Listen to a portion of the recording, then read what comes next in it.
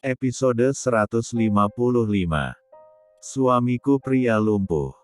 Semua mata terbelalak, menatap Bagas yang datang dengan wajah seriusnya.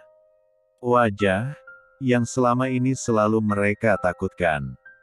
Karena ketika wajah itu muncul, sisi arogan Bagas pun datang. Tak kalah kagetnya dengan kemunculan Bagas. Mereka juga terkejut dengan hadirnya Siva di belakang mereka. Dengan wajah penuh luka, dan beberapa lebam di sana. Tangannya pun terbalut dengan rapi, menandakan luka yang lumayan serius padanya. "Nona, Anda kenapa?" tanya seorang anggota dewan, bernama Pak Heri. "Tidak apa, hanya luka sedikit. Tapi, gara-gara ini, saya nggak bisa tanda tangan lagi," jawab Siva. "Dan aku akan kembali mengambil kuasa atas semuanya," sambung Bagas, bernada datar. "Omong kosong. Kau bahkan belum bisa bergerak," ucap Om Edward, bernada cibiran. Bagas mengangkat tangannya, dan menggerakkan telapak tangan beberapa kali tanpa hambatan. Pak Bonar pun masuk, berdiri di tengah mereka semua untuk membacakan kembali surat kuasa kala itu. Dan jelas, jika kuasa akan berakhir ketika Bagas sudah dapat aktif kembali. Ucap Pak Bonar. "Tidak. Dokumen saya sah. Ditandatangani, sebelum pengumuman ini datang," ucap Om Aldo, yang mulai gelisah. "Kau, yang menculik istriku kemarin?" tanya Bagas, tanpa menatap suami tantenya itu. Semua mata sontak menatap Om Aldo. Tatapan menghakimi, dan tatapan penuh amarah yang seketika membuatnya syok dan langsung terduduk diam. "Tak ada bukti," ucapnya lemah, sembari tersenyum kecil. "Belum, bukan tidak. Dan selama pencarian bukti yang akurat, kau, beserta semua orang yang berada di bawah naunganmu, harus hengkang dari sini," ucap Bagas dengan tegas. "Hei, Tuan. Tidak bisa begitu. Meski kami masuk atas naungan beliau, tapi kami tak ada hubungan apapun dalam kasus ini. Kami bekerja dengan profesional," ucap salah seorang dari mereka. Mata Bagas kembali melirik tajam. Mata yang tak dapat dibantah oleh siapapun. Seketika mereka diam, dan semua yang merasa masuk dalam daftar blacklist, satu persatu keluar dari ruangan itu. "Kau, tak ikut keluar?" tanya Bagas, pada Om Aldo. "Aku masih keturunan keluarga ini," balasnya. "Aku tak peduli. Kau hanya bawaan dari Oma, berada jauh dari dasar keturunan keluarga Nugraha. Bahkan, keturunan inti pun akan kutindak ketika sudah menyalahi aturan," jawab Bagas. Om Aldo pun mendengkus kesal. Ia meremas kertas-kertasnya dengan semua amarah yang ada.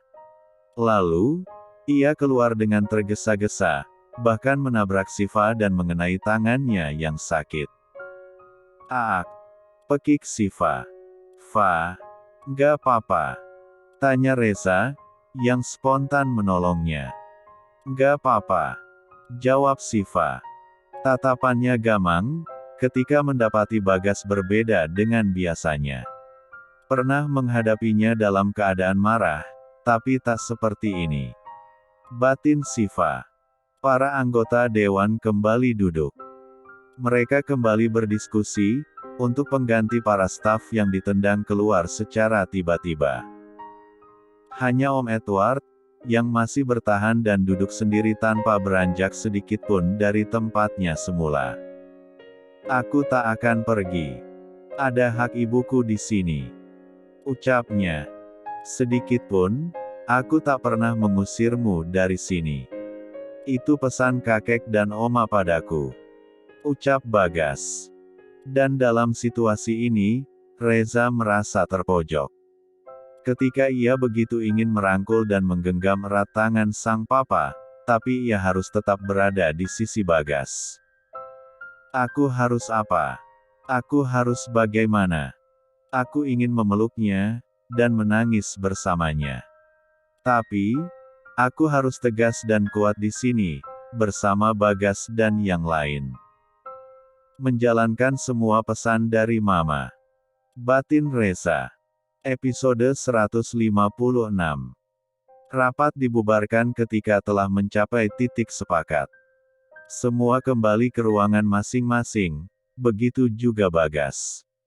Ditemani Siva dan Reza yang mendorongnya, ia telah tiba di ruangannya. Hampiri dia, dan bicaralah. Ujar Bagas. Untuk apa? Dia bahkan tak butuh siapapun saat ini, meski aku begitu mengkhawatirkannya. Balas Reza. Bagas hanya mengangguk, dan membiarkan Reza pergi kembali ke ruangannya. Sayang, kalau capek, duduk dan tidur di sofa aja. Mas serius, mau mulai kerja. Terus, tiap hari Iva juga harus ikut ke kantor begini. Tanya Siva. Keberatan? Tanya Bagas, sembari membuka salah satu dokumennya.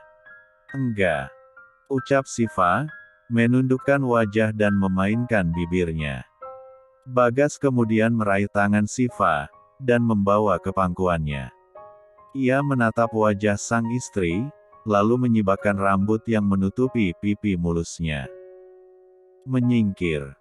Tapi, dekapan Bagas begitu kuat saat ini. Ini kantorku. Aku bisa melakukan apapun sesukaku.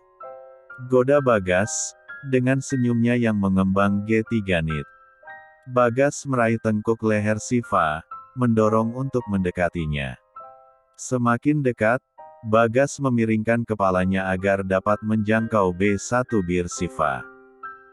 Tapi, Siva membekap mukslut Bagas dengan telapak tangannya. Nanti ada yang masuk mendadak. Malu, Mas. Mas memang pemilik perusahaan, tapi nggak bisa juga bersikap seenaknya.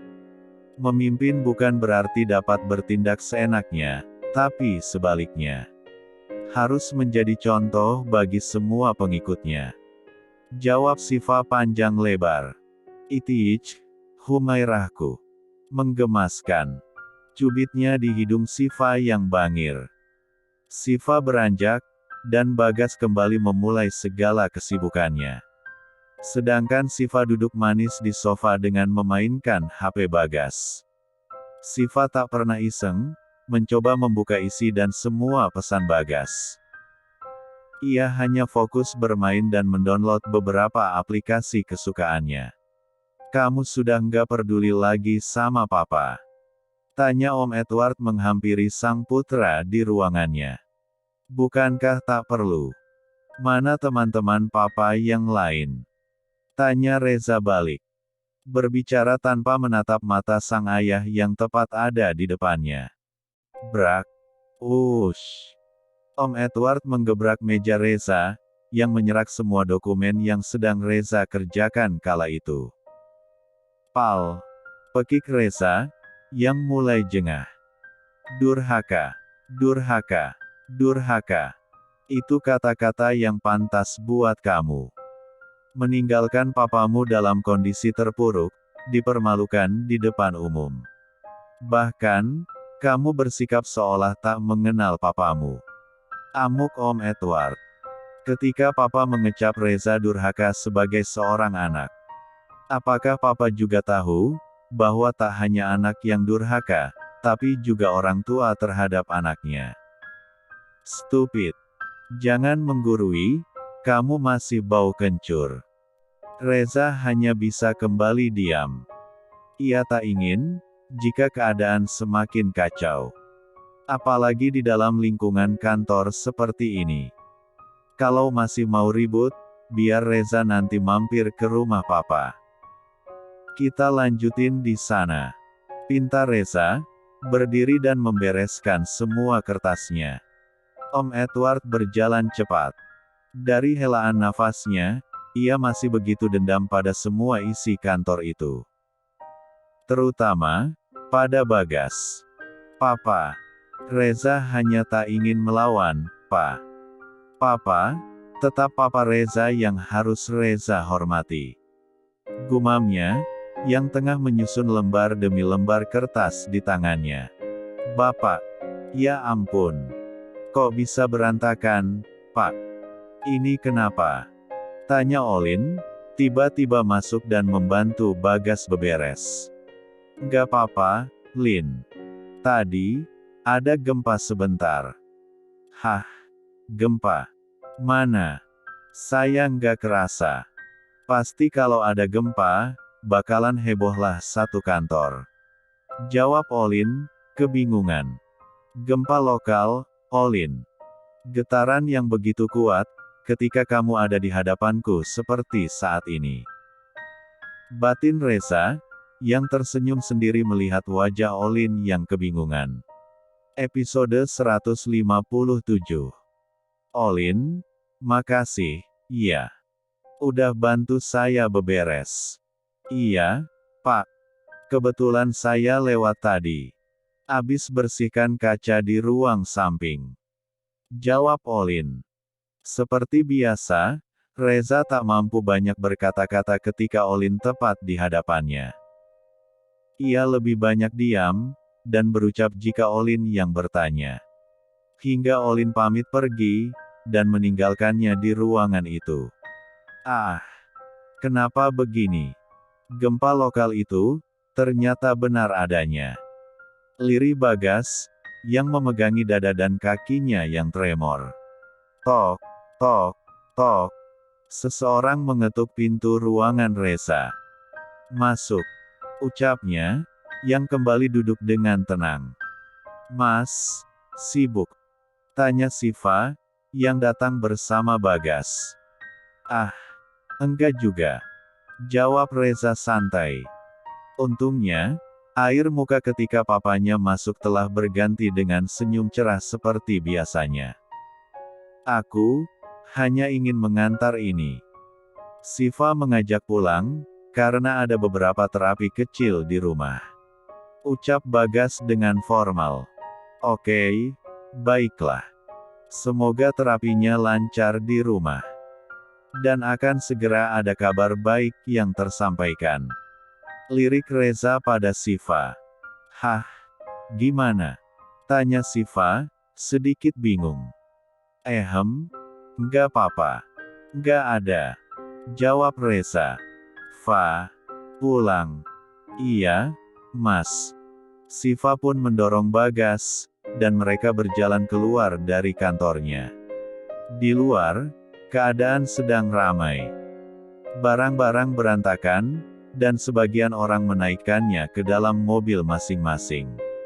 Ada juga yang hanya menggunakan taksi, karena mobil mewah yang mereka kendarai adalah mobil milik perusahaan. Bagas meminta Siva berhenti, dan ia menatap mereka semua dengan tatapan puasnya. Kau telah menghancurkan kami sehancur-hancurnya. Ucap seseorang yang menghampirinya. Hanya tinggal menunggu waktu, di antara kalian, siapa yang menjadi dalang utamanya. Ucap Bagas dengan santai.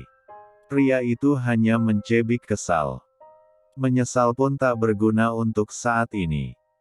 Bahkan, berkeinginan kabur keluar kota atau keluar negeri saja, nama mereka telah ada dalam daftar pemblokiran akses.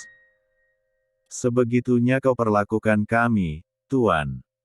Bagaimana jika aku harus keluar kota, untuk menemui ibuku? Keluh seseorang lagi padanya. Kau tahu, syarat yang harus kau ajukan padaku. Jawab Bagas, dengan senyum devilnya. Begitulah Bagas, sifat dan karakternya keras dan tegas. Mungkin, hanya dengan istrinya lah ia bisa begitu lembut. Jadi ini, yang dikatakan Luna. Bahwa, sebenarnya Mas Bagas adalah pria yang arogan. Kenapa? Bedanya begitu jauh dengan yang aku kenal. Tanya Siva dalam hati. La pun melanjutkan perjalanannya, ketika melihat mobilnya dan Farhan datang bersamaan.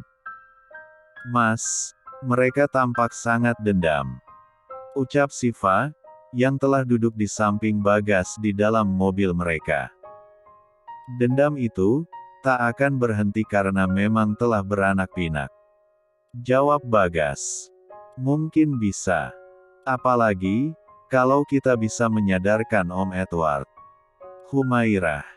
"Andai itu mudah, maka perselisihan ini tak akan bertahan seumur hidupku.